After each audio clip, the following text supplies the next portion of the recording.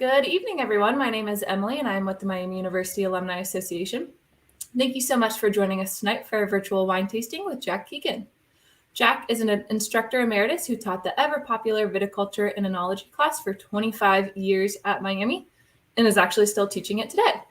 Jack's wine class is always full. His chapter wine tastings are well attended, and tonight is no exception. The Miami University Alumni Association is so excited for the opportunity to bring Jack to you as we celebrate the holiday season.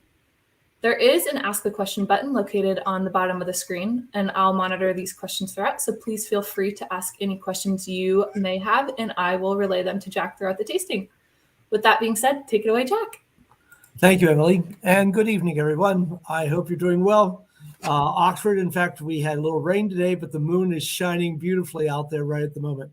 So first of all, when we decided to do this and we were throwing out dates, I have happy because it's happy Beethoven's birthday. I figured, December 16th was necessary to celebrate his birthday and the holidays. It was supposed to be a huge thing because last year, of course, would have been 250 years. But due to COVID, as you all know, most of those celebrations had to be, of course, postponed. So it's actually the 251st birthday of this person. I was going to try to do the wig, but I just didn't think I could pull it off. So I just decided I would go as myself and let Beethoven speak for himself here. It is his 251st birthday. He wrote over 240 works, including I really enjoyed looking all this stuff up. He actually wrote one called Elegy auf den Tod eines Pudels, which is Elegy on the Death of a Poodle. So obviously he wrote a lot of different music. I didn't try to see if I could find if they actually have the music to that one. He wrote that when he was young in all of that. As you know, since we talk and since you're going to have to listen to me talk, the first thing we need to do is have some wine. As I normally do also, the first thing I show you is this is the list of wines that you saw on the website, and this is in fact the same order. So we'll first be doing the NV, which stands for non-vintage, the J Vineyards California Cuvée, then the 2020 Clarendelle Rosé from Bordeaux, the 19 Renato Ratti Nebbiolo, the 18 Vermilion Red Blend from California, and then we stay in California for Whitehall Lane, Razi Vineyard, Cabernet Sauvignon from Sonoma Valley, and then finally for dessert, a little Bonfi Rosso Regali Bracchetto d'Acqui, which is also from the Piemonte. So we'll talk a little about the Piedmont tonight also as we go along. So let's start with some wine, shall we? This is the J California Cuvée. J is now was in fact a project by Aaron Jordan, of Jordan from Sonoma, but I think it's actually owned by the Rodney Strong Group at the moment. And we'll talk a bit more about it, but let's open a bottle, shall we? First thing I will do, as I normally do when we do sparkling wine, to show you how to properly open a bottle of sparkling wine. Certainly at this time of year, this, of course, is one of those seasons. And we'll talk a little bit first about what's going on in the world of wine, and this is something you really will want to know about. So again, normally, this one, in fact, has a tab on it, which, of course, just came apart. I'll have to figure out how to get it off. There it goes. So I managed to get the whole thing off very, very nicely. Really nice packaging. As you can see, they have the nice J on the top, etc. Very, very plain. Most of the material is on the back. As I mentioned, always, there you have, of course, the tab that comes down, and there's always 6 turns on this. So I always put again, I'm a left-hander, so my right thumb on the top of the bottle, and then I turn 6 times because there's always 6 times to the right. So it's 1, 2, 3, 4, 5, 6. And now, in fact, I typically loosen a whole bit. And so now you can see, in fact, it is loose. Then, of course, I put my finger and thumb on the bottle and I turn the bottle. So I use my other hand to turn the bottle because you can see, in fact, that has already started to rise up. And the important thing, as we've talked about a number of times, is to keep control of it because it can come out at more than 40 miles an hour and can cause damage to you, the windows, etc. I should always put on the thing.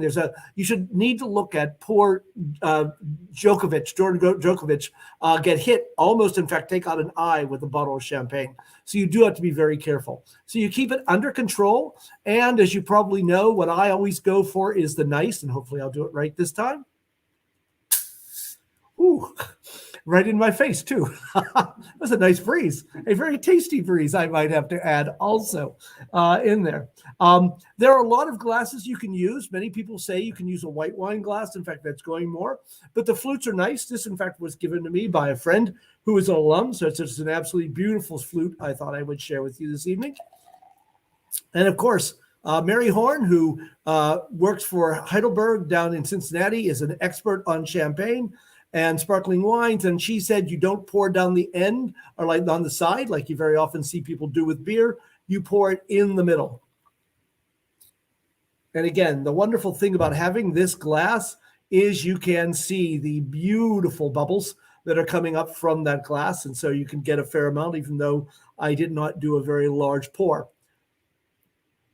I'm so impressed by this wine. Well, obviously, I'll show you a few pictures in a moment, but literally, I mean, the aroma that came off of that bottle when I took it off, because of course you have the CO2 and it's under pressure, is just wonderful. It's biscuity. It's a little drier, in my opinion, than many, many California sparkling wines. It really just has a biscuity, a little bit of that nuttiness. It's not as fruity as I find a lot of wines in this price category. And again, if you do smell this wine and you don't have to swirl much, you really do get that biscuity. You get a nice sort of lemon. But again, I get almonds. I get a sort of a bready, biscuity nose to it. It's really nice and clean and just very, very racy. And of course, if you taste this wine, cheers, everyone, to a great holiday.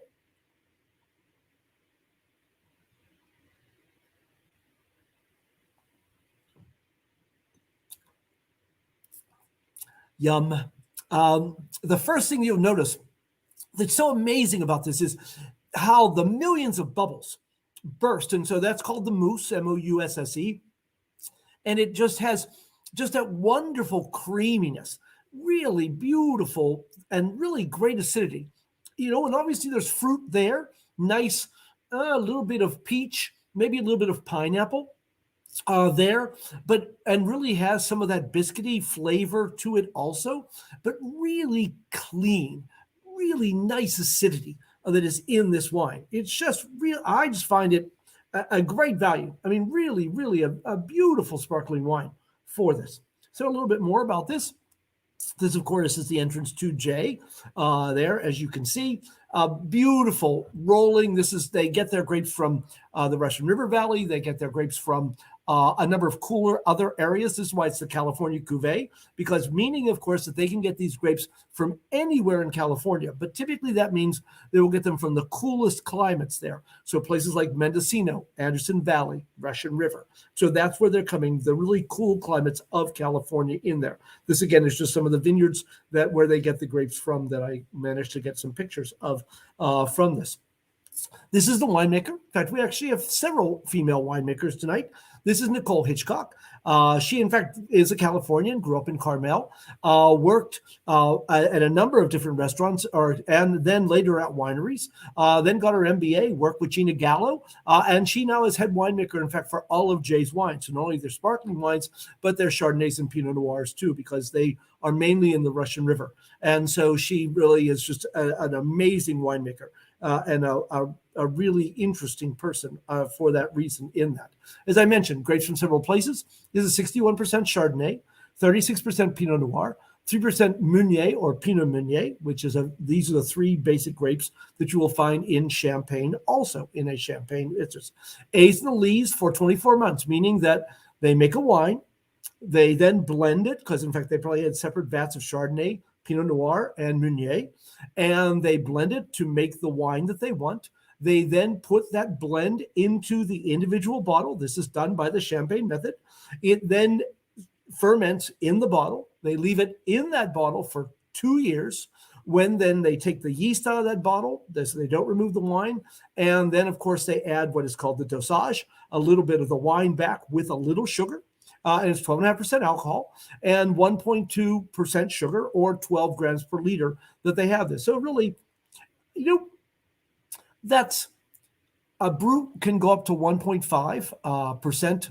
And this is a bit higher. Very often you'll see it maybe at 8 or 9, but still with that wonderful acidity, it's extremely well balanced. And so just really a really, really nice glass of wine in there. So let's talk about some of the things that are going on. This, by the way, I should mention before I forget, a favorable sparkling, dried raspberry, baked apple, mango, and toasted brioche in the nose from Suckling. Medium-bodied, rich layers of fresh and dried fruit, crisp with fine bubbles, fresh saline finish. Drink now. 91 from Suckling. 90 from Decanter, the English wine magazine. Finesse and Wealth, quince, hot buttered toast, roasted almond notes, green apple, and textural chalky depth. And it really is. It really just is a wonderful sparkling wine. And I think a very, very good value. So very, very nice for this. These are some of the things that are going on in the world of wine that I thought you would find interesting. In fact, I read a couple more articles even after I put this together. Hybrid grapes have taken a step towards being allowed in European wines. All of the grapes that we'll have tonight are what we call the European wine grape, Vitis vinifera. And so Chardonnay, Pinot Noir, Cabernet, Nebbiolo, all of these grapes. The problem is the world is changing, as we see all the time.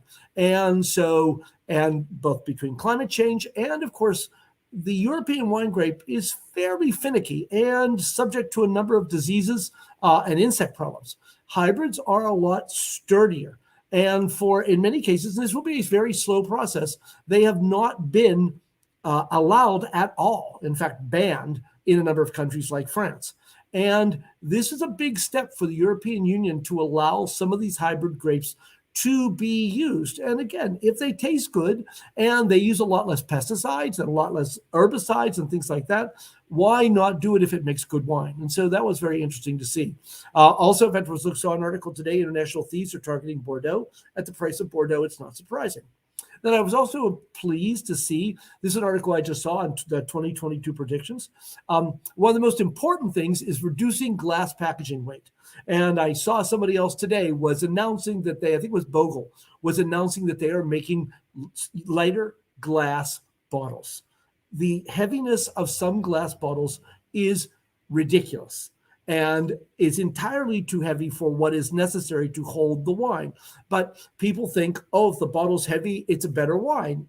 There's really no absolute correlation there at all. So I really think it seems that the world of wine has finally gotten the message that they need to lighten their bottles. And so you see a lot of people announcing that that's what they're going to do. So that's great on any number of things. From an environmental standpoint, that is really great.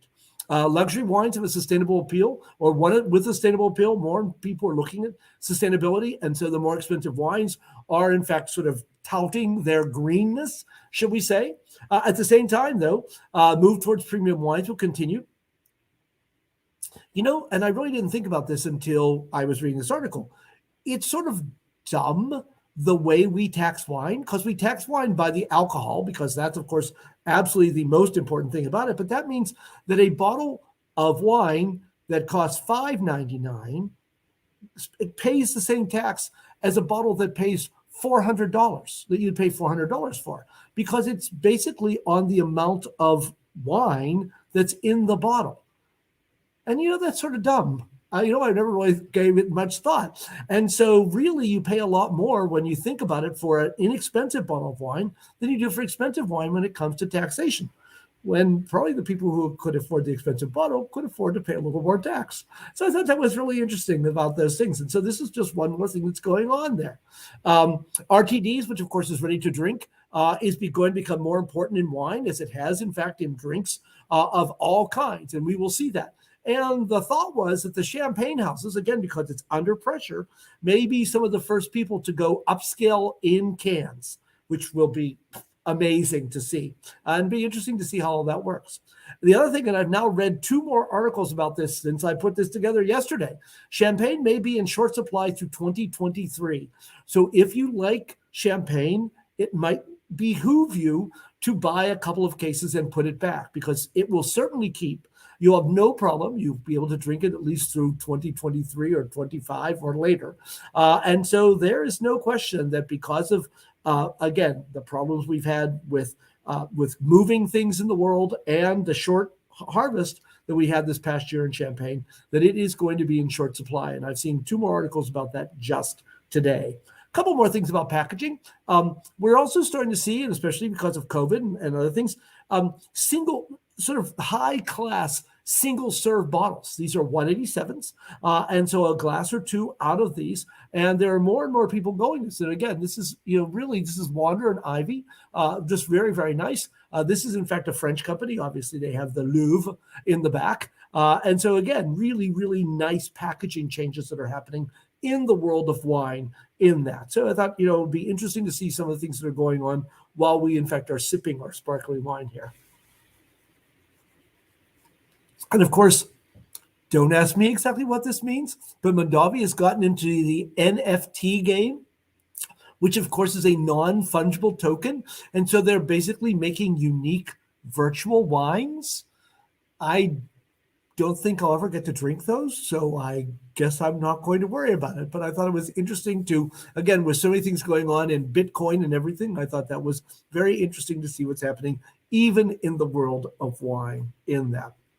And just this afternoon, James Suckling, who of course is one of the more famous wine writers and experts, he came out with his top 10 wines of today. Obviously California and actually West Coast, because you see Christum is also there from the Willamette Valley. But in fact, with any of those. So, if you're looking for a Christmas gift for me, that list would be probably a good place to start. I really think so.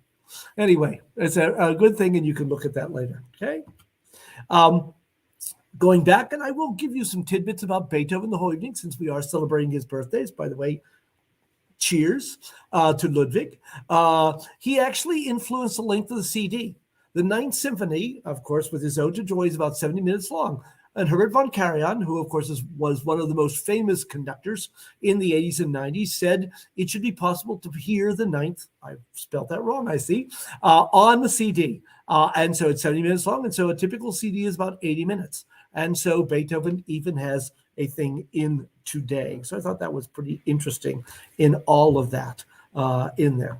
Our second wine, speaking of, in fact, sort of wines of almost major international proportions, is, of course, the 2020 Clarendelle Rosé. And the first thing I thought I would show you again is a good way to open a bottle. For those of you who took John Dome's class, he and I are very much the same. I do not like taking off the entire capsule off of this. And of course, this has, the CD on it and the whole bit with this. And we'll talk a bit about that. And so, in fact, I usually take the knife and take the top off. They actually have it sort of almost pre-done, so it comes off quite easily. And then, of course, I take the worm, and I usually put it at an angle so that I know that it is right in the center of the cork. And then I turn the bottle and I raise up the corkscrew, and of course then turn it in, and it turns in quite easily. And I really like the double jointed corkscrew, because then I can put the first one in and lift it up fairly easily, and lift the second one in and take it out of the bottle. And of course, you can see that, of course, it says Clarendelle on the side, etc. And so this is the 2020 Clarendelle Rosé. And as you can see, inspired and made by the first growth Chateau Aubryon team. And we will talk about that. And in fact, the American connections that go, in fact, with this French Bordeaux. So I'm going to pour a bit before we talk about it. And again, you see this tremendously light color. And even though this wine is made, in fact, from Bordeaux varieties, Merlot, Cabernet, they give it a minimum of skin contact. And this very, very pale pink, almost a skin tone, has basically become more and more the mark of a rosé. They're much lighter, and this is very typical because of the Provence wines from Provence in the south of France. And so this color has become very, very, very common in this. If you swirl and smell this wine, again, really nice pink color. Again, just really lovely nose. Bright cherries, maybe too a little greenness, almost like an unripe peach, maybe a little apple. Oh yes, in there. And it almost has a little bit of a minerality to it, sort of a little bit of an iron overtone to it also. And of course, if you taste this wine,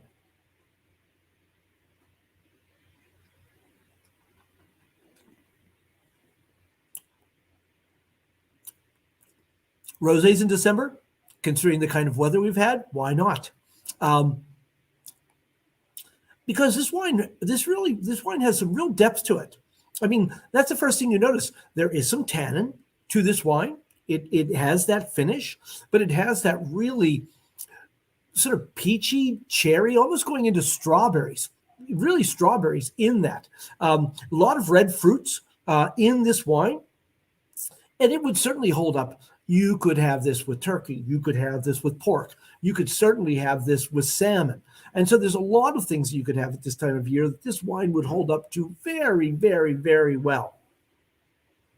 And at this price, I mean, you may have seen, I hope for some of you, it was originally around $20 a bottle, and I think it's currently going for $14.99. And so that's really is fairly amazing to think about in the quality of this wine. It really is a really wonderful wine. And typically, it's like, not wearing sort of white shoes until after Easter or the 1st of May or whatever. It's typically, after Thanksgiving or after probably Halloween, no one wants to drink rosé. There's no reason why not. I mean, this wine has an amazing depth of flavor, and especially for the price. I just cannot get over how good this wine is. So to tell you a little bit about this wine, there, of course, is the label. And the Clarendelle part comes from Clarence. And the Clarence, of course, this wine is from Bordeaux. There you see a map of France. And you see Bordeaux with, in fact, that very large estuary going in off of the Bay of Biscay there in the south. Of course, there was always a very strong connection between Bordeaux and England because, in fact, it was part of England for over 300 years until probably the middle of the 1400s in there. This, of course, is a close-up of the area. And most of the grapes in this wine are probably from the left bank. They're very close to just south of Bordeaux because, in fact, that is where Chateau Aubryon is. But this wine is a Bordeaux, and so they could get grapes from other places. But, in fact, some of this wine is actually what the French call saignée, which basically means bleeding, meaning that if they want to concentrate a red wine, they will pull some of the juice out of it after a little bit of skin contact. And so some of the wine in this, I've been told, is in fact saignée from their better vineyards, which of course gives you an idea about where the depth comes from in this wine, in this. This is Chateau Aubryon. Chateau Aubryon is probably one of the, if not the most famous. Of course, there's also, Lafite Rothschild, Mouton Rothschild, Chateau Margaux. These are the first growths of Bordeaux. And this was not even in the Médoc. Everything else is, in fact, above or north of the city.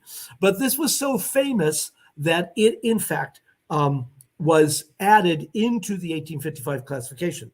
The place fell on hard times. And it was especially in hard times during the Great Depression. And so in 1935, Clarence Dillon, who later became Secretary of the Treasury in the Kennedy administration, an American, obviously, bought the property. And so, which was fairly amazing to think about because the French are very jealous of these kinds of properties to be in the hands of an American. But he did buy it and he renovated it. And in fact, the winemaker, this is now the third generation, who in fact has been making the wine since the 60s, which is truly amazing in this. And so Aubryon has always been certainly one of the first classified growths. It has stayed in the family, but of course it was in fact Joan Dillon who ran the place for many times. And then I think it was her daughter who actually ended up marrying the Prince of Luxembourg. So a little bit of a Miami connection there too. And then in fact, it is the person who runs, in fact, started, I think, running it when he was like 18, is in fact the Prince of Luxembourg. And so it is, in fact, has a royal title to it. Across the road from Chateau Aubryon is La Mission Aubryon. And they, in fact, for many years were rivals until, of course, this is what happens when you have money. In fact, the Dillons bought it. And so both Chateau Aubryon and La Mission Aubryon, two of the most famous growths in what is called Pessac-Léognan in northern Grave, is in fact owned by the same owners. And some of the grapes that you're tasting today probably, in fact, are from their vineyards. Here's a picture of the vineyards from the back in there. Those of you, in fact, who are friends of mine on Facebook saw that I was lucky enough, in fact, to go to a tasting of Aubryon and La Mission Aubryon and some of their second labels also. And it was just an amazing tasting. All the way, in fact, to the Clarendels. The Clarendels are the group. They make reds, whites. They also make a really nice dessert wine called amber wine that you should look for, especially the holidays. Goes well with chocolate. Really very, very nice wines in there. As you can see, brilliant salmon in color. Nose is dominated by wonderfully ripe Merlot, bursting with freshness and sweetness, black currants and raspberries. Strawberry and grapefruit overtones fall in the palate. Spice contributed by the Cabernets. Long, flavorsome, high-quality finish. Under crunchy, delicious fruit flavors and superb freshness. It's 41% Cabernet Franc, 41% Merlot, and 18% Cabernet Sauvignon. Alcohol fairly low, too, 13% in all of this. Very short macerations, as they said. Rose, fruity overtones, blood orange, apricot, red currant. A really, really lovely, lovely wine. A truly elegant vintage, and I think a great value. Any questions, Emily?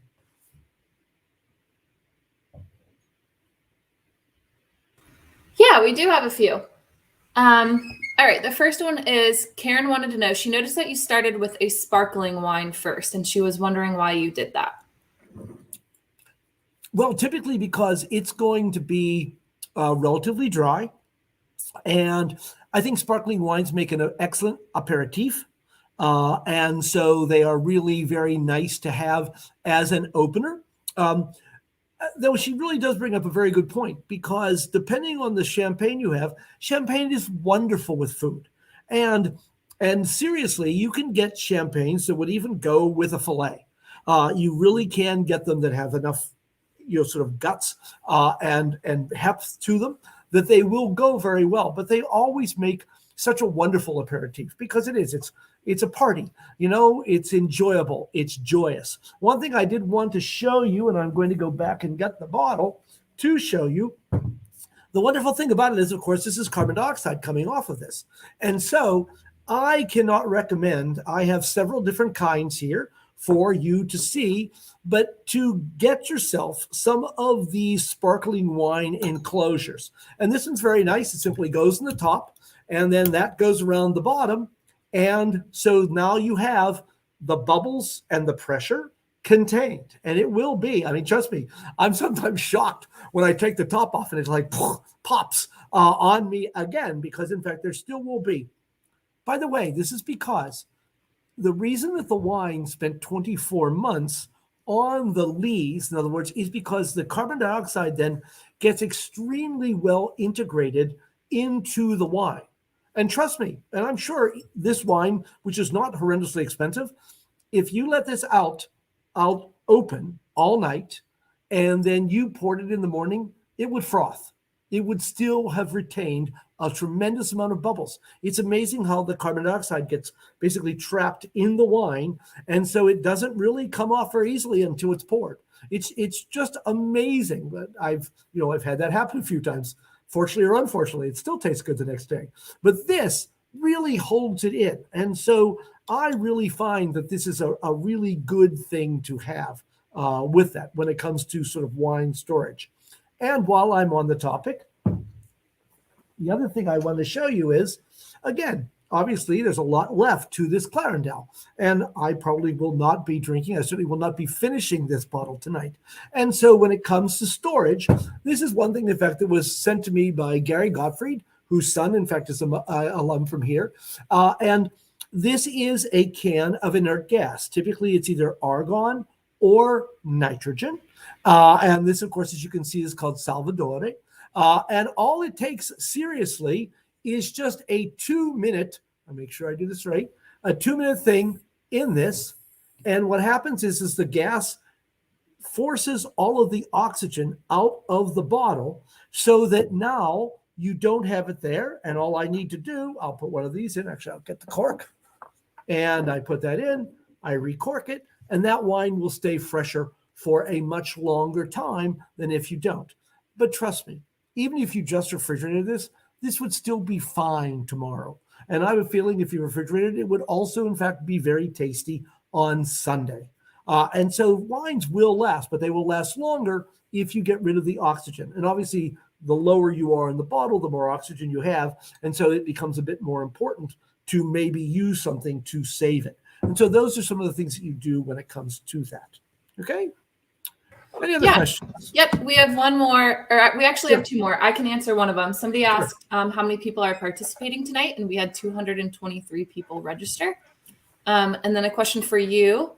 Somebody said they noted a Clarendale Bordeaux on the shelf. Can you explain the difference in the grapes and or location of the rosé versus the Bordeaux wines? Sure. And actually, that is one thing. In fact, it's the Clarence Dillon company now. It's named for Clarence.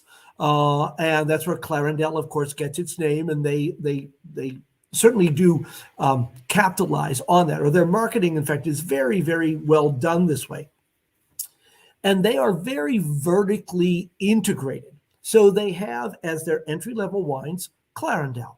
And the Clarendale, in fact, are very nice wines. And so actually, the wines in the red that you saw on the shelf are probably, in fact, many of the same grapes that are in the rosé. It's just in this case, what they did was they put the skins with the pips and the juice, etc., and they allowed the whole fermentation to take place with the skins in there, which, of course, all the color in a grape is in the skins. And so that pulled the color and the flavors out of the skins. And so even though they may be made, they probably are not made with the exact same grapes, but very obviously very similar grapes, the flavor profile will be very, very different because of the wine making that goes on in those wines. And so that's what's going on. Above that, they own several chateaus. They actually bought several properties that they put together to call quintas that they make. And those are also very nice wines. That's actually from the right bank, I think Saint-Emilion. And then, of course, they have second labels.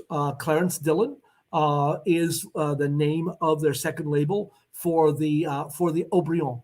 And then the Mission Aubryon also has a second label. And so you continue to go up in price because, as you saw, $14.99 or $20 for the regular ones. The Quintas is in the $50, $60 range. Now Clarence is, I think, in $200 to $300, depending on the vintage. And of course, Aubryon can be anywhere from $800 to $1,000 a bottle. It is truly amazingly expensive wines in there. But they really are, as I said, a very sort of vertically integrated company when it comes to quality. Okay?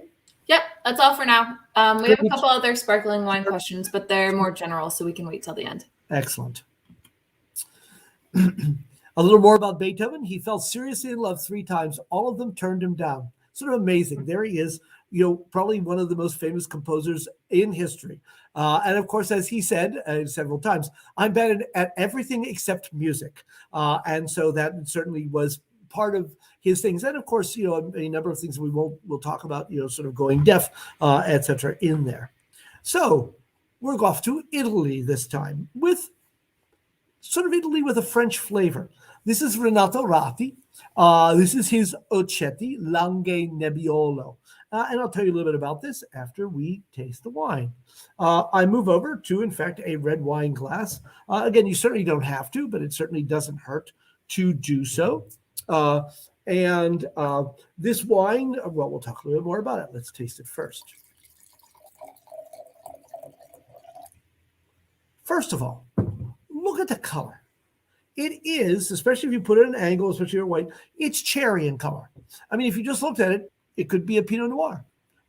It's actually even a little light for a Gamay. I'm trying to think what else this could be. Possibly a light Sangiovese. But in fact, it is very light in color. That does not have anything to do, though, with the quality of this wine, because the grape tends to be fairly light also. So a beautiful light color. These wines, too, tend to change in the glass and also change in the bottle. They will begin to brick. That doesn't mean that they will be bad, but they will, in fact, will take on that sort of brownish reddish character on the edge. But this is still, in fact, a very nice pink all the way to the edge with this. And again, if you swirl and smell this wine, I will be very honest with you. I really, really like Nebbiolos. I find that the grape is just elegant and appealing. It just, it has dark fruits, almost brambly, little blackberry, maybe a little plum, but there's also a spiciness to it. Interesting. The last time I tasted this wine, and it's sort of beginning to open up, almost a little spicy. It's almost a little bit of cinnamon or clove in that wine. So it's just so pretty. Just a beautiful wine. And of course, if you taste this wine,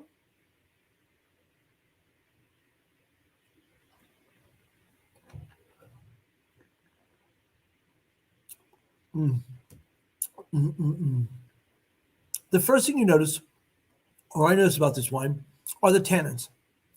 You could almost feel, of course, there's obviously no particles in this, but it feels like there's a roughness to the wine in your tongue and when you put it up against the roof of your mouth. And that is very, very typical of the Nebbiolo grape. In other words, when they make wine when they make a good Nebbiolo, they typically have that character to them. And you do get some of that darkness, that almost tarriness to this. But, that wonderful floral and fruit aromas that sort of override the whole thing and just makes it so beautiful. This is a beautifully soft wine at the same time. Not to say that it doesn't have very nice tannins, but it's already drinking beautifully. The reason is because where this wine comes from, as they say, is the Langhe. And the Langhe are the hills around the famous hillsides of Barolo and Barbaresco.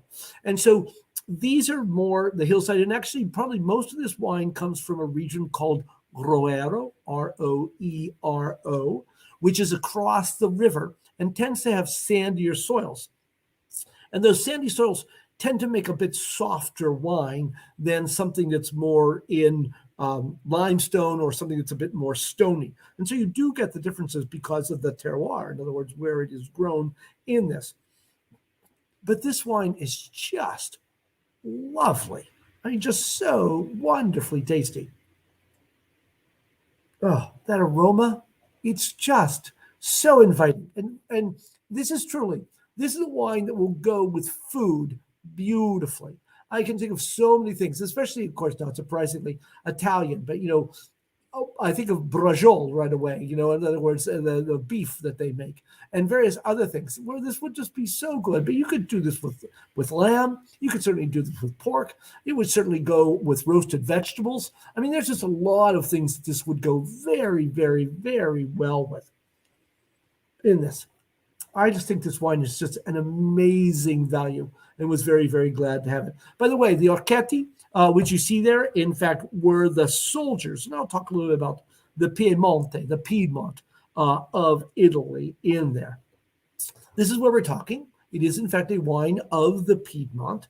And you can see, of course, in the small thing at the bottom, that you're in northwestern Italy, in fact, very close to France. In fact, if you see in this, you see Switzerland, and of course, you see France there over, in fact, to the left there, and lots of different areas mentioned there. And actually, the wine from this area is probably, in fact, in that pale purple down there to the south around Alba and around Barolo. As you can see, the Langhe DOC, which is the pale purple down there in the bottom. If you look carefully, in fact, I'm looking to see, there, of course, is Torino. which in fact is the capital of the Piemonte in there. This, of course, is a little closer and shows you. These, in fact, are the Rati vineyards. In other words, where the various ones that they have are where the sort of half circles are. And if you look up to the far left, you see Orchetti there near Monte Roero. You see the word Roero there across the river, as you can see from Barolo proper there. So this is in the Langhe area with this. And so that's where the vineyards are from. This is a winery. Again, quite modern. Look at the inside. Beautiful stainless steel. I'm sure they use their presses, but they also use rotary fermenters in there. Again, if you ever get a chance, the Piemonte, foot of the mountains, is just so beautiful. And these are some pictures, in fact, from Rati's website of these beautiful hillsides and these gorgeous vineyards that are there. It really is just an amazing place to visit. The grape that is the best, even though about 50% of all the grapes grown in the Piemonte are Barbera, and they make very good Barbera. But Barbera is easy to grow. Nebbiolo is typically on the best sites. And so this is the grape to look for. Nebbiolo, by the way, the name Nebbiolo comes from nebbia, which is Italian for fog. And that's because these are the vineyards that are typically above the fog on the hillsides in the river valleys. And so that's where they grow good Nebbiolo. In those areas. The other places, they'll grow Barbera and Dolcetto, etc. And again, can make very good wines, but Nebbiolo is considered to be the best grape by most standards coming out of the Piemonte in there. As you can see, first vintage of this was 69, end of September, beginning of October. They crushed it, very warm fermentation, 85 degrees, only 7 to 10 days, aged for about 1 year. And they expect, of course, this wine to be 6 to 10 years in age and to have no problem keeping that way. As you can see, fine, delicate, persistent bouquet, strawberries, raspberries, pleasantly bitterish, velvety at once, elegant and full. And they talk about it being a finesse, red meats, grilled or on the spit, game, grand cuisine, white and red meats with brown or white sauces. So have it with whatever you want to in all of this. The Piemonte is an interesting place, and we'll be having a wine at the end, but it really, had go through many various influences and had been overrun in many cases. But really the French, in fact, the House of Savoy ran it. And of course, then there was the Kingdom of Piedmont and Sardinia being the island out there in the Mediterranean, not very far. But in fact, it was owned outright by the French. The Piemontesi were also very instrumental in putting Italy together as a country, which did not happen until the late 1860s. And in fact, the first king of Italy, they had a king in the beginning, was in fact Victor Emmanuel, who in fact was the king of the House of Savoy of the Piemonte. And so it's always been very, very important. It's also interesting if you look at the history, because what happened after 1900 between the world wars and everything else going on, and of course the industrialization, Turin and the factories, people left, and the amount of wine that was made was not very much. And it really was not until basically about the 70s and 80s. So not that long ago that the quality and the making of fine Piedmont wines was revived to a great extent.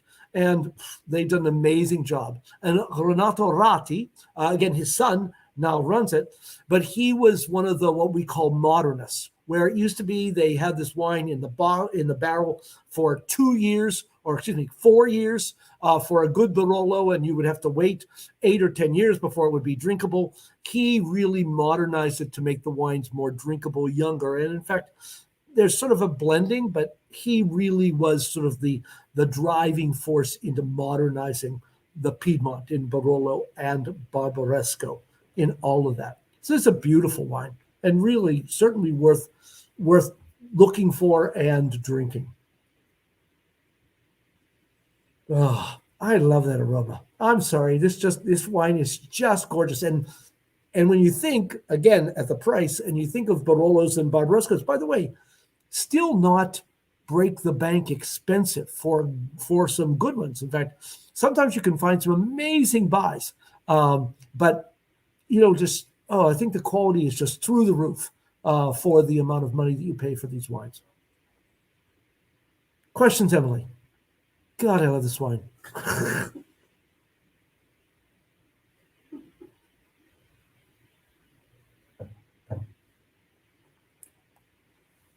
If not, I'll continue. By the way, this wine was given 91 by Parker in the Wine Advocate. As he says, softly pliant and silky. The Renato Ratti 19 Langhe Nebbiolo Orecchietti shows fine and nuanced detailing with lots of genuine and delicate character of the grape. Fruit is subtle in this wine, but the bouquet affords more room to course stone, blue flower, and powdered licorice. I'm not sure what blue flowers smell like, but I'll go for it. The wine's finely shaped texture with work next to a simple plate of egg noodles and grated Parmigiano. Yes, I think, in fact, just even some Parmigiano with some good bread, and this wine would be heaven. Be very, very nice. Beethoven. Do you know that Beethoven left school when he was 11? And he didn't really know how to multiply and divide. And so, as he said, this is a quote from him again, I'm a really incompetent businessman who is bad at arithmetic, and so it's like not a good thing to be when in fact you are selling works and of course have to make a living in there. So it's really sort of interesting. In fact, this is a picture of him in Heiligenstadt from that. Okay. The next wine, that's what makes wine so interesting. This is a completely different animal. I mean, probably as far away from Renato Ratti, and then the next one will be too. And that's why I really thought it was fun today to really sort of show you the breadth of some of the things that go on in wine and what goes on. So this is Vermilion, again, red, and you can see. Hey, Jack, we do have one question. I just did not unmute myself last time, so sorry about that. And I forgot you can't see me. So please forgive my pronunciation. I'm not a huge wino. So what are the various regions within Piedmont, and how are the Nebbiolo grapes expressed in each area? That is a big question. The two major areas, and in fact, most of the winemaking in the Piedmont or the Piemonte are in the south. And so you have a tremendous number of producers of Langhe Nebbiolos, and some of the various best producers, like in fact Renato Ratti, make a lot of the Langhe Nebbiolo, but they also make, obviously, the two most important are Barolo and Barbaresco. Barolo, and I usually don't like some of these things, but in fact, traditionally was always called the king of wine and the wine of kings. And it was because, of course, of its long aging and the long aging that it took. There are a number of different sub-regions, in other words, little towns like Lamoro or Monferrato. And so they have different qualities within Barolo, but for the most part, they are all very sturdy when young, fairly tight. It takes a while for them to soften up. Barbaresco, which is the other truly, or considered to be sort of the other great area or the best area, again, a people's idea, shall we say, are typically softer, rounder, more accessible, younger in there. But again, it depends on the producer. If you have wines, for example, by someone, for example, like Angelo Gaia, one of the most famous people in the Piemonte, those wines can take 8, 10, 12, 15 years to soften up, I think, until they are drinkable. And of course, extremely expensive in there. But those are the two main areas. One area that I like that you won't find as often is Gattinara. Gattinara is further to the north. Travaini has always been one of my absolute favorite producers from there. And I'm not sure, I'm not expert enough to tell you, oh yes, well, this is what's different from Gattinara, from Barolo and Barbaresco. And I'm not sure that if you put them in front of me, I would be able to tell you the differences. I would be more than happy to drink enough to finally be able to do that. But that hasn't happened yet. But I think they're all great. I mean, going back to this Rati, I mean, this wine is just delicious. Will you find wines more complex? Yes. But especially for the price, will you find a better wine? I'm not sure you will. And so that hopefully gives you a little bit of a taste. By the way, I mentioned Dolcetto and I mentioned Barbera. Both can be very, very good from the Piedmont. But then don't forget Arnese. Arnese is a white wine, in fact, mainly from Roero, which I think is just wonderful. Has a lot of power and grip, especially for a white wine, and just absolutely delicious. Bruno Giacosa, he just makes a great Arnese. And then you've got Gavi, which again is made from the Cortese grape. In fact, Banfi, they make it, and oh my heavens, Principessa Gavi. Again, wonderful white wines from the Piedmont. And I didn't even, of course, talk about, finally, for dessert, Moscato. And obviously, you've probably all had Asti Spumante, and there are some good producers and not so. But just to get a good Moscato d'Asti that has just a little bit of spritz to it, frizzante, as the Italians would say, for dessert, they can be unbelievably delicious, especially at Christmas time and those kinds of times. I mean, it just makes a wonderful wine to have after dinner. Low in alcohol and sweet, no question, but so appealing, really nice. As you can tell, the Piedmont is one of my absolute favorite areas. It's so beautiful, and the wines are great, and the food is great. It's just a really wonderful place. Okay? Yep, that's perfect. Thank you. You're welcome. So on to Vermilion. I'm again going to pour this wine. The first thing I noticed right away, too, a bit of heft to this bottle. It probably, in fact, I'm going to pull the Rati over. Well, maybe not as much, but still, probably, in fact, a few ounces heavier than the Rati. But wait till you get to the other ones. Like, whoa, in there. First of all, of course, notice the color. Very red, almost garnet highlights to this wine. Not very dark, and you will see in a moment why it is not very dark, and it really isn't. And very, very purple. Really nice along those lines with this. Very vermilion. Again, if you swirl and smell this wine, of course, I don't mind telling you, I'm kicking myself. In fact, I actually looked at the paper next to me. I actually wrote down some descriptors as I was doing these wines previously. And of course, I left it at home. So of course, I'm just sort of doing it all again. That's just fine. This is bright. It really just has, the red fruits just pop out at you. Cranberry, raspberry. I mean, it really ends up being those really bright red fruits that really come out of that glass. Oh, yeah. Oh, yeah. And a little jammy, but just bright and appealing. And of course, you taste this wine.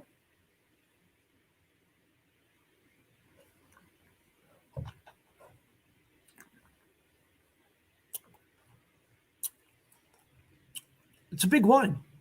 Lots of mouthfeel, lots of weight to that wine, but yet not much tannin. Obviously, the tannins are there, but completely overpowered by the fruit. And not that it's out of balance, because after the fruit goes, you still have the tannins that are there. And so it really is very nicely balanced. A hair hot, maybe. I'm feeling a little bit of heat in my throat from that, which I did not get in the previous wines. And I think this is, if I remember rightly, I think it's 14.6. So it should not come as a surprise from that standpoint. 14.7 actually on the back label. And so that explains a little bit of that. But still, has plenty of fruit and really great grip to go with it. Orange. There's some orange in there that's really nice, sort of a little bit of orange peel that's also in that finish with, again, a little bit of herbal, again, very Christmassy, with that almost a little bit of spiciness to that with the orange, and also bright red fruits. Really quite lovely. So nice. This wine, again, it's really interesting. This is always interesting when people just talk about wines, etc. I have, in fact, a map, as you can see in front of you, of California's North Coast. And because this wine comes from Sonoma, I don't really think much of it comes from Napa, but then I didn't even add, you have to go, in fact, you have to go past the Central Valley up to the Sierra foothills to, in fact, get where this wine comes from. This is very much a winemaker's wine. And I don't, that's not denigration. The Rati is a wine of place. In other words, it's from the Longue Hills, and that's what they have. This is a winemaker who searched out good vineyards in a number of places and then made a blend. And again, another female winemaker, certainly one of the most celebrated in California, making this wine. And so it's still a very good wine. Its pedigree is completely different, though, from what we've talked about previously. This is Helen Keplinger. She, of course, is the winemaker of this wine. In fact, not only this wine, which, of course, is fairly entry level for her, but much more expensive wines. She was the 2012 Winemaker of the Year by Food and Wine magazine. And she was also featured on the cover of the June 14th issue or 2014 issue of Helen Keplinger, Rising Star, as California pursues distinctive reds. Because look at this wine. It is 60% Grenache, which again is not a grape you see a lot of in California. 20% Petit Syrah, much more common. 9% Mourvèdre, which in fact is a grape from southern France, as is Grenache. 8% Syrah, 2% Petit Verdot, 1% Cabernet Sauvignon. And so this is basically a southern French blend with a little bit of California added, especially in the Petit Verdot, the Petit Syrah. Petit Verdot, of course, is grown in Bordeaux. The Petit Syrah, which is called Dorif in France, is, again, fairly widely grown in California, and, of course, Cabernet. And you can see Sonoma County, Sierra foothills, probably over 100 miles away. Only 2,200 cases of this. This says 14.6, but on the bottom of the label it says 14.7. And it's been 16 months and 100% French oak. They don't say that it's new. I would think there's a percentage. It would be nice if they told me one way or the other. Obviously, there's oak, but I don't see. I would be surprised if there's a lot of new French oak in this, but I certainly could be wrong in that. But again, just a really, really wonderful wine. And one that I know, that little bit, a little bit of that orange, it would be very appealing to a broad cross-section of consumers. And that was one reason why I wanted to do it. It's just a very nice wine. As you can see, gorgeously perfumed raspberry, black cherry, violets, white pepper, Darjeeling tea, black and red fruits, black tea, and a sense of Indian spice. Tannins, it's used small lots from 10 different vineyards. Napa, Sonoma, and Sierra foothills. Aged 100% French oak in a cold cellar for 16 months before being bottled without fining or filtration. And got 92% from Jeb Dunnick. Most of it from Sonoma, 31% from the Sierra foothills. He says raspberry and strawberry. White pepper and flowers, ripe, seamless, plush in the palate, which it certainly is. Lots of Grenache sexiness, yet nicely balanced, as fine tannins, all making for a beautiful wine worth seeking out. So I hope you did manage to get some of it, because it really is a lovely wine.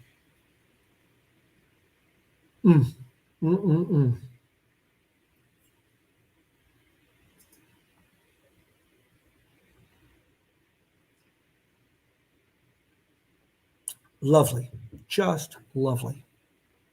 Okay, we'll go to the next one, and then I will ask for questions. One of the things, too, Beethoven wrote a lot of music, and he actually wrote only one opera. And, of course, you think, Beethoven, just everything. And, of course, 250 years later, we're celebrating his birth and all those things. But this was a flop. Fidelio, in fact, was an absolute flop. He actually wrote, again, if you know classical music, there are at least 4 different overtures to this opera, and he reworked it. And of course, now it is part of the repertoire. I remember it, or I'm very fond of the opera, but I'm especially fond because the combined choirs many, many, many years ago sang the 4th act with the Cincinnati Symphony, with Martino Arroyo in the the head of it. And so we sang the end of the sort of fun parts of it. And I remember it very, very well because somehow the musical scores got lost. And so we had to have copies.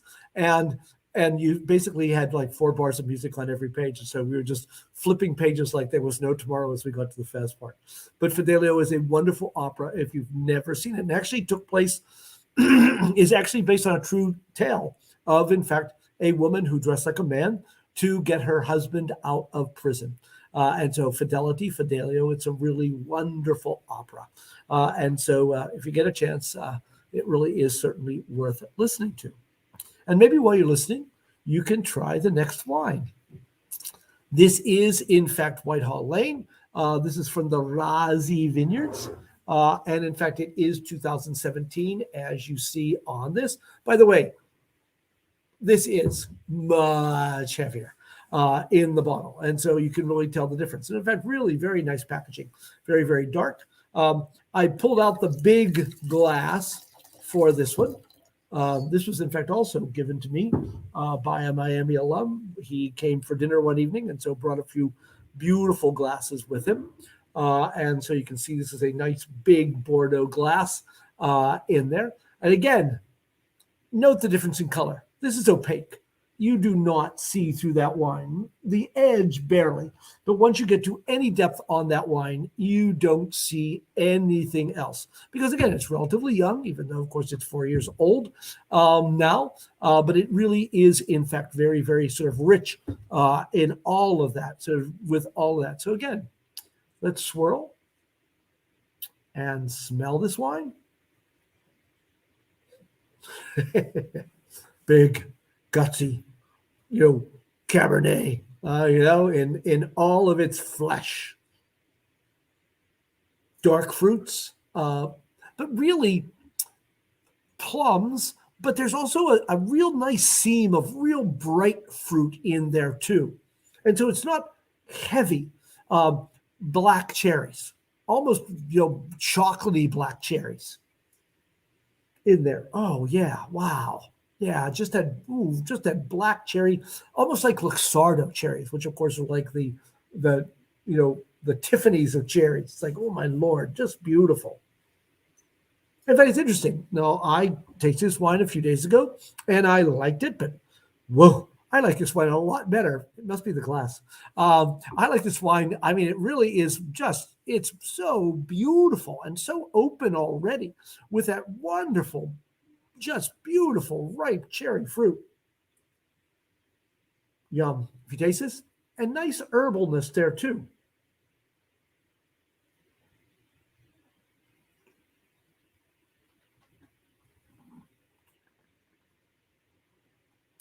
Mm. Mm. Mm. Mm. What's great about this wine, for me, is the acidity. It has really nice acidity. Obviously that there are tannins there, but they are fairly fine grain, meaning that they're not too heavy. This wine is still beautifully drinkable already.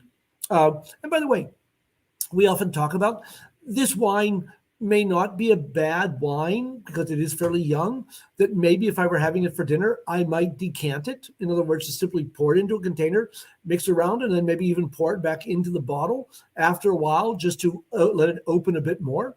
But the tannins, because it has all that really wonderful cherry fruit, the tannins are not too heavy. It's very nicely balanced. It also is probably relatively hefty in alcohol, 14.8. Yeah, that's fairly hefty. And so, but I get less heat from this than I did the Vermilion. So it's always interesting, even though it has a slightly higher alcohol content. By the way, dirty little secret in the wine industry, you're allowed a percent one way or the other, and it's still okay. With alcohol, with spirits, you have to be right on the money. With wine, you have tremendous amount of leeway. So this actually could be as high as 15.8 and as low as 13.8, and it's still legal. So it's sort of interesting to think about that. But wow. My problem, if I can say that, with too many California Cabernets is they're too heavy.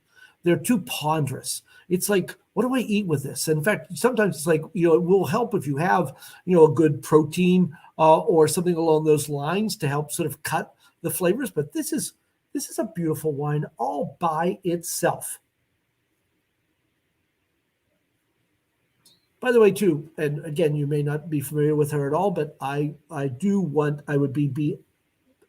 not be proper if I did not thank Stacy Meyer, who worked for Heidelberg. All of these wines, in fact, came from the Heidelberg distributors, because it's always good to try to work with one distributor.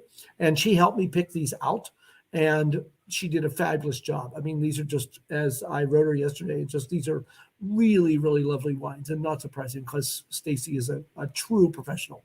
And these are really excellent wines from her company. And I like it. It's almost too. It's a little. It has a brightness, almost like a little cranberry there too. It's a real bright fruit that's also there, and it changes, because there's nice spiciness there too. It really is a nice wine. Some things about this wine. There, in fact, is the winery itself. Whitehall Lane has been in existence for a fair length of time now, certainly for California. It's the Leonardi family, if I'm not mistaken, for that. This, in fact, is the Razi Vineyard. A picture. Here's, again, I thought I had another picture, too, of the Razi Vineyard that is there, exactly where these grapes came from, here in Sonoma Valley, which is, in fact, a place to start to look for. It's going to be very interesting. A wine that I've used very often in class, and that I've felt that things changed in was now that I said that, I don't know, I've got to remember the name of it. Chateau Saint Jean. And here, Bob Foley, who has a bit of a wine empire, just bought it with the idea of bringing St. Jean back to its former glory. And that will be wonderful, because that is also another winery from the Sonoma Valley. Their Robert Young vineyards, their Chardonnays were always truly top of the line. And so I think it will be interesting to watch and see what happens at Chateau Saint Jean, because their Saint-Sapage was the wine of the year in the Spectator now a number of years ago. And I think they have great bones. And so Bob Foley has the money to put it back to rights. And so that will be great fun, in fact, to see in all of that. It is a Cabernet, 14.8. It's 85% Cabernet Sauvignon, 15% Merlot. And it's probably that Merlot that gives it the roundness and a bit of the softness, and what makes it so wonderfully drinkable at this period of time in this. I thought I would leave this too, hand harvesting early morning, again, because the grapes are cool, destemmed and sent to the tank for whole berry fermentation, cold soaked. So they basically leave them sit for 4 to 7 days at 45 degrees. In other words, no fermentation. That, of course, they say allows for color, aroma, and flavor extraction. They then have a select yeast, which they inoculate to. They then do a fermentation, relatively warm, 82%, which is very, very typical for red wines. They do fermentation cap management. They pump over 2 times a day. And then they are at 30% new French and American oak for 18 months before bottling. As we mentioned before, 18%, 85% Cabernet Sauvignon, 50% Merlot. And it's, again, unfiltered, unfined. They didn't want to take any of the flavor away from it. And so they basically cleaned this wine up by racking. In other words, allowing the particulate matter to fall to the bottom, and then they would take it off of that. And so that's how they cleaned up this wine. They did not fine it or filter it to make this really lovely red wine. It was given 91 by Wilfred Wong. Sonoma Valley is a place one would look for high-quality Cabernets, aromas and flavors of black fruit, and toast to its aroma and palate. Enjoy it with, he says, with roast turkey, with white wine reduction, savory sauce. Tasted it now a year ago. Questions, Emily? Yes, we do have a few. They aren't super specific to these wines, but good questions nonetheless. So you mentioned French oak. What do you think about other West Virginia wines? They said WVA wines. I took that as West Virginia, but that might not be correct. Probably not. We talked about French oak in there. Yeah, I have to think about that. But again, the thing about oak, oak is one of those things that the winemaker has to use that he plays with, and he does, because again, the barrels are made. They're made. Each barrel, in fact, is all barrels, to my knowledge, still today are made by hand. And what happens is then the barrel is made, and then the inside of the barrel is toasted, meaning that it is put over a fire. And like you make toast, it in fact puts a barrier between the raw oak and the wine. So it makes a barrier for that.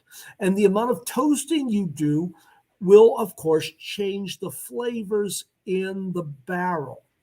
The other thing that's important in barrels is how tight the grain is. In other words, where it's grown, forests make a difference, and so how it is grown will make a difference in what flavors it will impart to the wine. So typically what a winemaker will do is he will use a number of different kinds of barrels, may in fact use a number of different coopers. In other words, a cooper, of course, is the person who makes a barrel. And so to use that so that he does have some various flavors to play with. For the most part, the tighter grained oak like Allier, which is a forest in France, is better. And of course, though, American oak is basically made from white oak. In fact, Ohio, there are trees from Ohio that go into oak production, as there is from Missouri, and of course, Wisconsin, Minnesota. Typically, the cooler climates have a tighter grain, and so may be a bit better, but it depends on what you're doing. And of course, how long you allow the wine to stay in the oak barrel. And if it's new, which of course, like a tea bag, will impart the most flavor. But a lot of people like using what we call sort of like this, the second time it's used, because you still get some flavor, but you still get, because oak does two things. Obviously, it flavors the wine, but you don't want to over flavor it. You know, as I said, you don't want to be picking, pieces of wood out from between your teeth. You want it as a spice. And the other thing it does is it's what's called micro-oxygenation, because some of the wine is lost through the barrel, and so some air comes in. And what this does is this softens the tannins and makes the wine more drinkable. This is why we age wines, as you see with this wine. If I go back, it was 18 months in French and American oak, 30% new. And this, of course, is to soften the wine to make it more drinkable. By the way, that's also why they did a blend, because Merlot has less tannins than Cabernet, and so it also makes the wine more drinkable. And these are all things that the winemaker does, again, his vision to make the best wine that he can. Okay? Yep, he chatted and said WVA oak. So I don't know if that makes a difference to you. Say that again, sorry? He said WVA oak. Oh, and probably, in fact, oak from West Virginia. And that's interesting. I don't know of a cooper. I wonder if Canton, which is in Kentucky, they, in fact, are a very good barrel maker, if they use West Virginia oak. I would certainly think that I would have no problem. In fact, it was really interesting. One of my favorite wineries in the world is Muga from Spain. And it was really interesting. And I don't think he said this just, to blow smoke. He actually told me that in fact they use a lot of American oak, and his favorite oak in fact was from Ohio. He really liked Ohio oak, and so where the oak comes from will make a difference in the flavoring of the wine. By the way, I mentioned France, and of course I mentioned America, but a lot of oak comes from the Balkans. In other words, again, Slovenia, Croatia, Serbia also are known for their oak forests and the production of barrels. Great, thank you. We can save the rest for the end. Okay. Beethoven, I love this. Beethoven lived and worked to benefit this grand abstraction, humanity. But most people in the flesh, he didn't like so much. And of course, he really had, in many ways, it's sort of interesting because, of course, we almost deified this person, and he really had a very hard life. It is thought, in fact, that it was probably, in fact, from a flea that he had gotten a disease, which, of course, made him deaf fairly early in life. And in fact, he wrote a very famous letter um, talking about if it were not for his music, he would have killed himself. And so it's sort of interesting to realize that someone who, of course, has bestowed so much amazing music on us would actually have those feelings. Sort of interesting. By the way, a complete non sequitur, I have to say. Everyone knows the fifth. Da, da, da, da. Everyone knows Beethoven's fifth. It's such a warhorse. But I will tell you, if you get a chance, when they reopened Carnegie Hall with the Philadelphia Orchestra, they did Beethoven's fifth on that concert. And you can probably find it relatively easily online. It was a revelation. It was absolutely one of the best renditions of that symphony I have ever heard. It was absolutely staggering. Again, obviously, we're talking about wine, but music and wine, of course, are just such a perfect combination. And so, seriously, if you ever get a chance, it was, of course, Seguin, who does the Metropolitan Opera, etc. It was an amazing performance. So it's interesting to see someone, and of course, as we celebrate wine and Beethoven's birthday. So our last wine is dessert. This is Rosso Regali, sparkling red from Banfi. This is a Bracchetto d'Acqui, also from the Piemonte, as we will see. If you have this wine, and I certainly hope you do, you see, of course, it is red. And so I will open this bottle.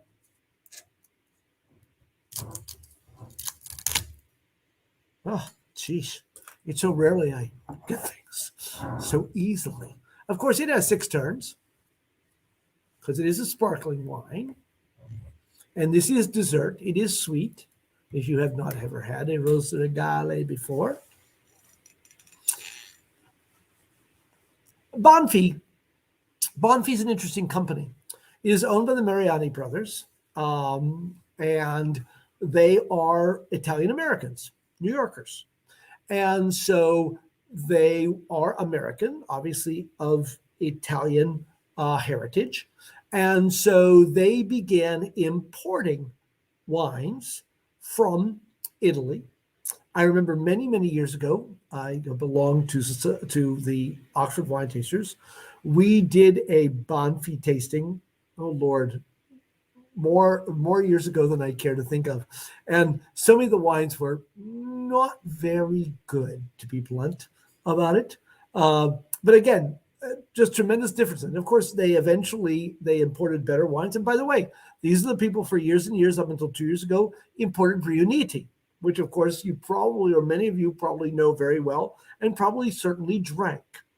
So, but they ended up buying Castello Almora, which is now called Castello Banfi, in Tuscany, which in fact they now own, and they own in fact extensive holdings now in Italy themselves. And so this is one of the wines they make, which is Rosso Regali. So I'll open this.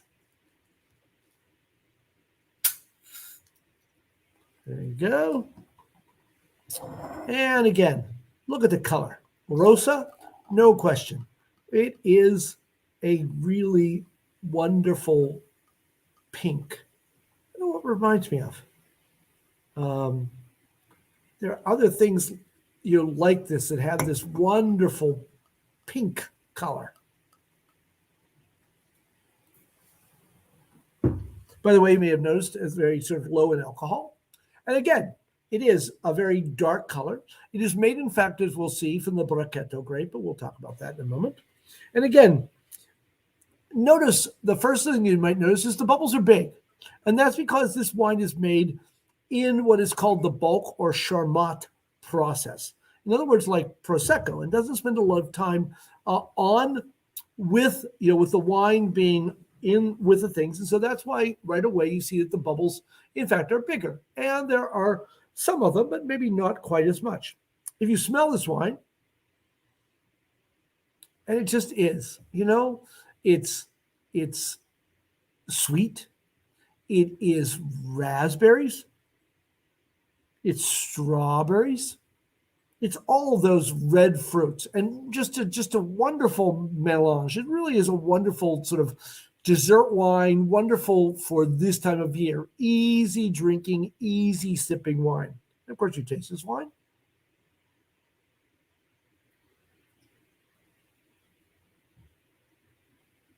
It also has a nice mousse. It's sweet. There's no question about that. I guess my other reaction to that is, so what? Because, and people have this, I really think have this thing about sweet wines. I was very pleased. I just did a Come See My Tree, and I may do one again. But I did open, in fact, a very good bottle of Sauterne was there. And people were blown away by this sweet dessert wine because it's not something that people have. And it's really a shame. I think people associate sweetness with a lack of quality. And while this wine isn't, I would certainly not put this wine on the same plane or level as the wine that I served that evening. It's perfectly drinkable. It has good acidity that balances the acid. You could have this with desserts. You could probably have this with chocolate. You could have this with any number of things, or certainly by itself.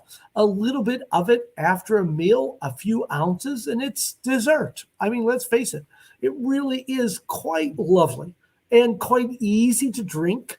In fact, you could probably, and again, with I think 7% alcohol, it is something you can have without worrying about the amount of alcohol in it either. I mean, think about that. Less than half of two of the wines we had tonight.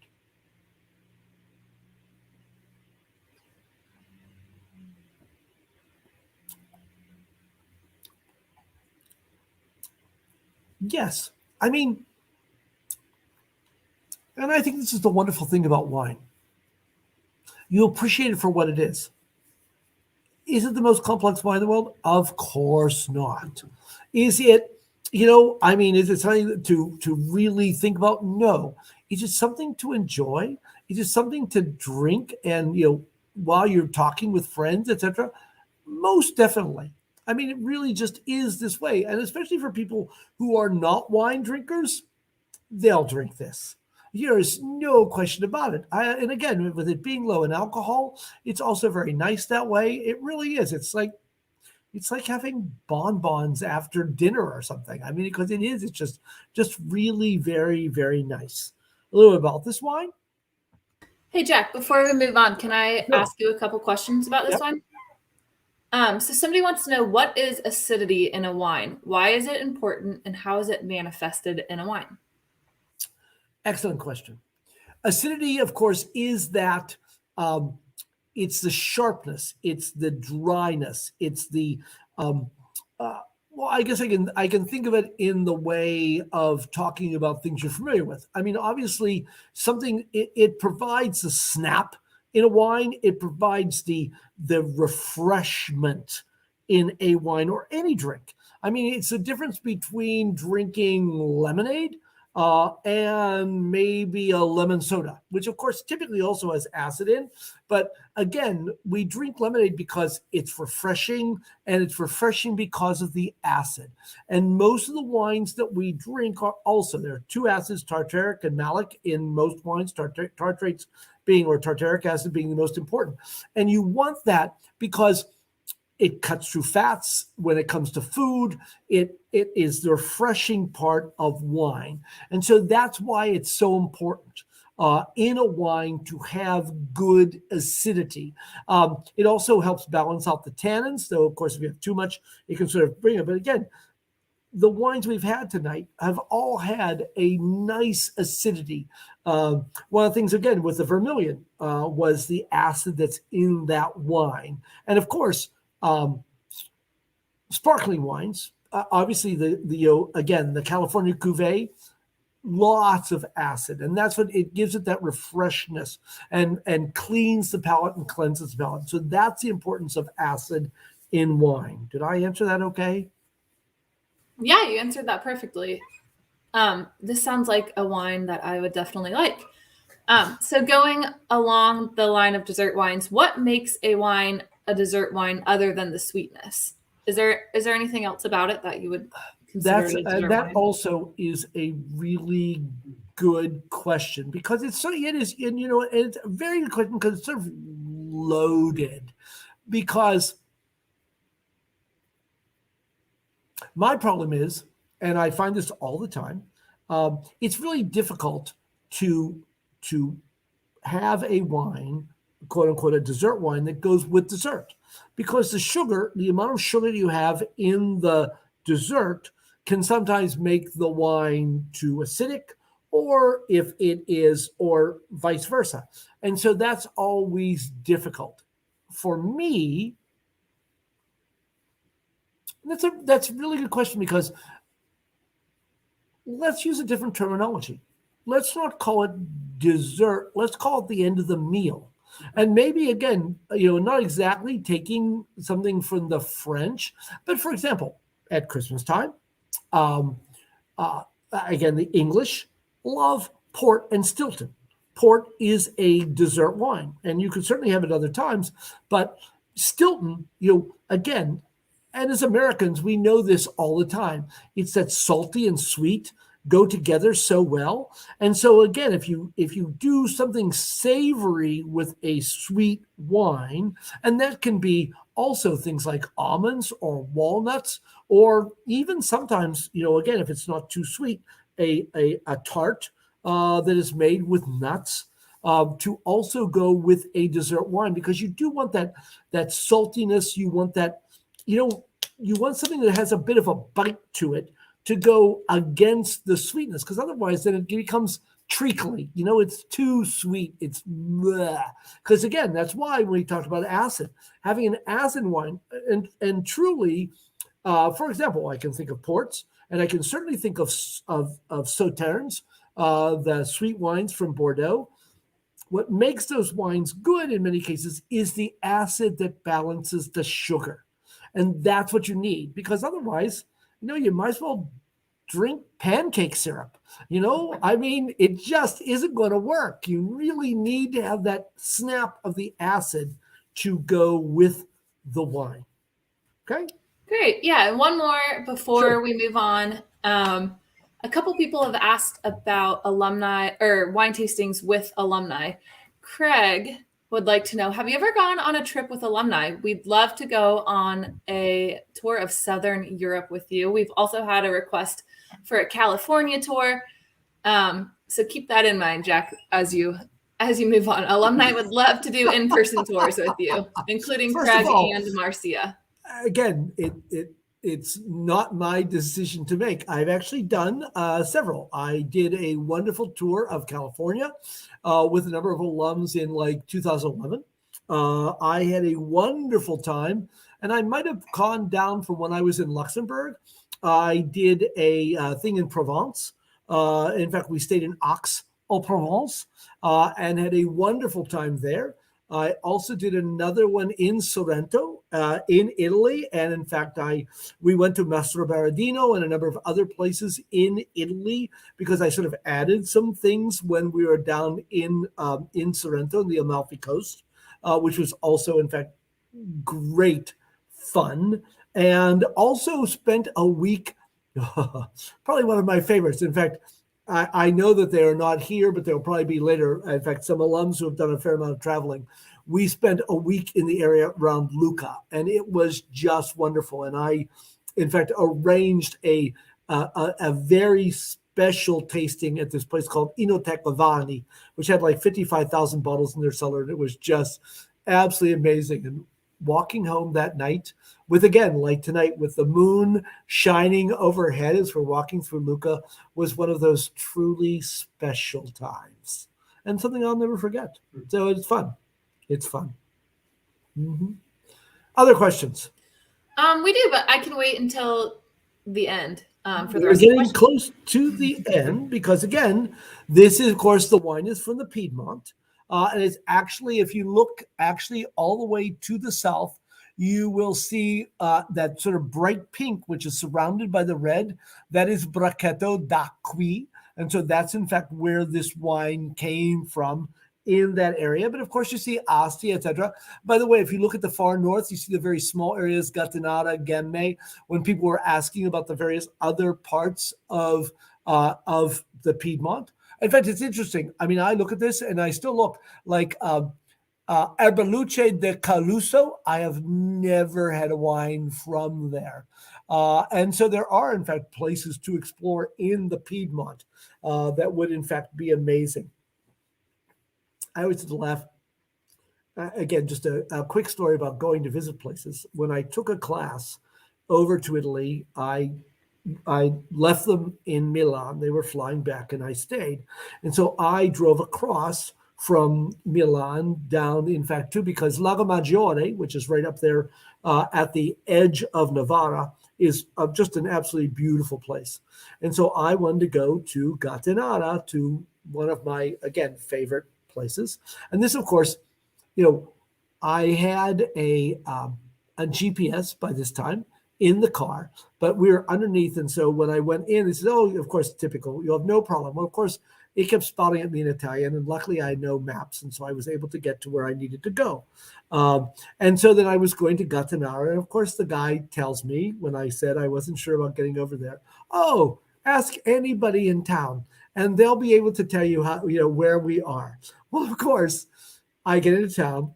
I asked 3 different people, and no one had any idea where I was going.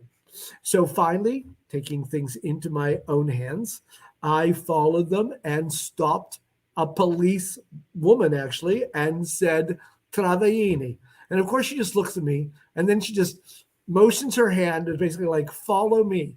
And so I had a police escort to Travaini, which was really good because the road ended and I was on gravel for the last 300 yards when I got there. And I was actually going across to a Miami alum who had got his master's here. I was meeting him across Italy that afternoon, and I still did not know how to use my GPS. So, of course, I asked the guy who could not have been nicer at Travaini if he would look. And, of course, he jumps into my car and goes, oh, like my girlfriends. And so, of course, he fixes my GPS for me, thank heaven, because otherwise I don't think I would have ever met my friend. And then we drove down to Abruzzi. We drove down to the coast from there. So I've had some wonderful, wonderful memories of Northern Italy. And the Piedmont especially is just absolutely gorgeous. The grape, as I mentioned, is Brachetto. And it is one, in fact, very much from that area. Supposedly, and you know how these stories are, that's why I'm doing it with a grain of salt or in quotes. Supposedly, both Julius Caesar and Mark Antony gave Brachetto to Cleopatra. How we know this, I have no idea. I'm just telling you the story. But supposedly, of course, it inflamed passions. So again, I'm not taking any blame or credit for anything else that happens this evening in there. This, of course, is the things. And, of course, Banfi, I guess this is exactly their winery. I've asked them specifically in the Piemonte for this, and this is what is on their website. Again, beautiful, beautiful vineyards in that area of the Piedmont. Again, just beautiful, beautiful countryside. It is truly, truly wonderful. As I mentioned, 100% Brachetto. They do a brief contact on the skins for the color. Then, of course, they re-ferment in stainless steel batch. So this is made like Prosecco. In other words, it is re-fermented in a vat, and then it's bottled under pressure. They say color festive cranberry, hints of raspberries, strawberries, and rose petals. Alcohol, only 7%, total acidity 7 grams. Perfect for an occasion, of course, as they said. Served with seafood, cheeses, spicy fare, and chocolate. Served chilled, which, of course, is how it should be served. And it was rated 4.1 rating on the Vivino app. Okay? Questions? Yeah, so we've had a few that have come in. Let me pull them up. So about the last one, do you use the same type of wine stopper for the first wine and the last wine? Yes. Perfect question. I will, yes, definitely keep the pressure in there. In fact, if I'm on, if you can, I am going to put No, this is interesting. It has a larger square, so I'm hoping it fits on there because there's several different ones. No, this one may not. No. See, this is, of course, this is why you have lots of different crap in your house. If I put that one on, because it's interesting. In fact, when you said that right away, it's like, oh, it's bigger. And so it doesn't really hold. Oh, there it went. There. This one, of course, is a little bit different too. I got from Stroudsburg. And so that should hold it in. So that will hold the bubbles in very nicely. Good question. That fabulous question actually came from Mark. All right. Yes. So going along kind of on that topic, what do you think about the pumps that take the air out of wine, either manual or electric? No. For the most part, you can't get it all out. And so it's much better if you use, as I mentioned, either nitrogen or argon gas to force it out. Obviously, to refrigeration. And even if you don't do anything except put a cork in it, it will usually be good for 2 or 3 days. Otherwise, make risotto. If you need a little wine to put it in there in the beginning. So there's very few wines I ever pour down the sink because again, I keep it in the fridge and then I use it for cooking. All right, I've got a few more. What pointers do you have on large format bottles? Lawrence says he noticed that some bottles are 3 liters and some are 5 liters. And he wants to know what pointers you have on those. He said, they look very interesting for some big dinner parties. Yes, and they are wonderful for big dinner parties. The other good thing about large format bottles is that they age more slowly than 750s. And so the wine will, and even though, for the most part, we don't have to worry. I mean, again, because typically fairly good wines will last. Even everyday wines will stay at least 1 to 3 years in the bottle. And if it's halfway decent, you could probably age that wine for 5 years as long as it's in a relatively cool place and out of the sun and, doesn't, and so it's fine. But a large format bottle ages more slowly. And so, for example, let's say like a good Bordeaux. And let's say that the drinking window when they tell you a 750 is 7 to 10 years. If you have a Magnum, which is the equivalent of 2 bottles, that I would say you could easily push that back probably till 10 to 12 years. Obviously, the larger the bottle, or not obviously, but typically the larger the bottle, the slower the wine ages, and so the longer you can keep it. Okay? Yeah, perfect. All right, we've got about 2.5-ish questions. No last one's kind of a double whammy. So people have noticed you smelling the wines a lot and identifying the different smells. For those of us that are not wine connoisseurs like yourself, how can we start to identify the different wine or the different smells in these wines? And that's a great question. And it really is. It's practice, practice, practice. If you want to come to my house and drink wine, I'm more than happy to run through. I'm in for that. I'll be in for that. No problem. Trust me. My door is always open and I have way too much wine. And I can't believe I just said that. Anyway, so yes, and it really ends up being going because we are not. In fact, it's one of the first things I do in class is I really try to do, obviously COVID has sort of messed all this up, but I'm hoping to get back on track, is to have an aroma exercise because we are not taught to think with our noses or to think about what things smell like. Obviously, women are better at that, both because of the practices they've done, interest in perfume and those kinds of things, and just genetically, women are better than men. But let's face it, guys are geeky, and so they get into it more. And so that's just the way it is. And so it really ends up being a question of going, and by the way, I hope you noticed, and I didn't have as many this time, but I always notice this in class. I may have 2 or 3 people's, again, and these are, of course, quote unquote professionals who will evaluate or give their descriptors for the wine, and they don't always agree. It isn't always, it's an inexact science. In fact, that was interesting because there's a class coming up in one of the groups that I belong in, and they're talking about the science of wine tasting. It's like, Sure, there's science there, but it really ends up being an art and what you're exposed to, etc., that make a difference. And that's why going to tastings and hearing what people have to say make a real difference. And unfortunately, because we're human, we are in fact very uh, what's where, if someone says something that's like, oh, and of course I deal with that in class all the time. And so I do that early, and then I try to let the students do their own evaluations as time goes on, because we are very suggestible. There's no question. Okay, I lied. We have two more questions because Sure. one came in that's pretty relevant, but they're quick questions. Can you share the details on the wine and champagne stoppers that you would recommend? Um, I wish, and in fact, I wish I could. I don't remember the name of the company, and I don't think there's anything on here at all, but let me show it to you again. And I'll be honest, you can find it in various places. I think I've actually picked this up on Amazon.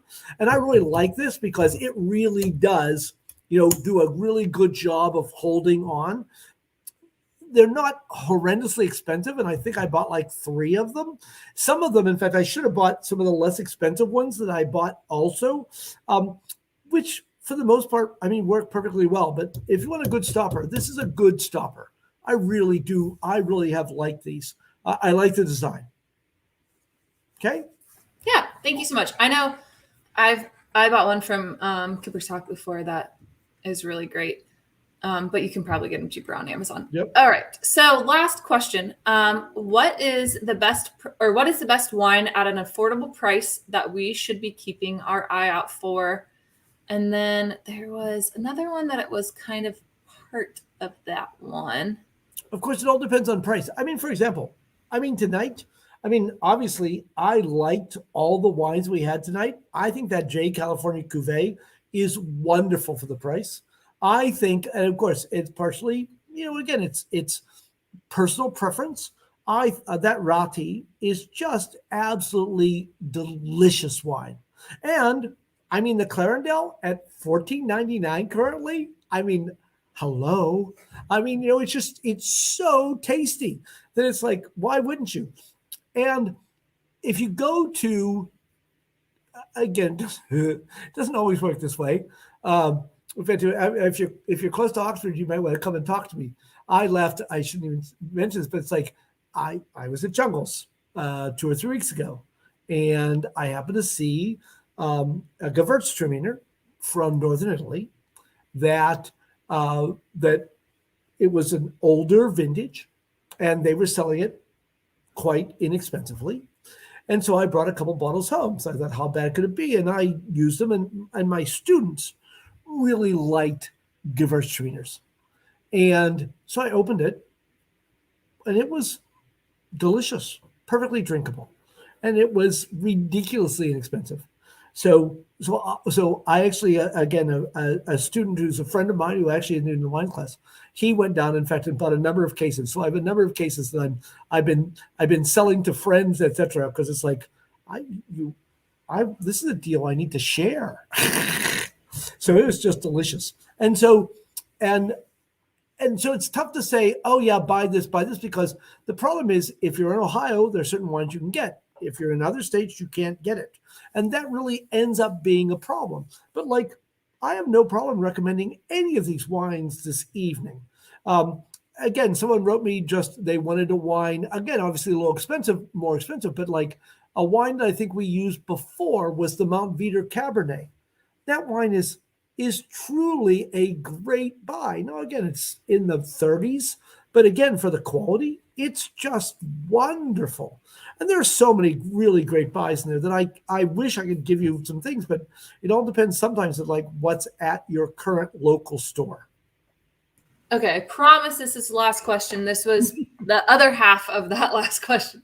What is your go-to wine? And I did want to mention, Dennis said the champagne stopper looks like one from Clovio, if that's familiar with you. But okay, what is your go-to wine? And that will be our last question of the evening.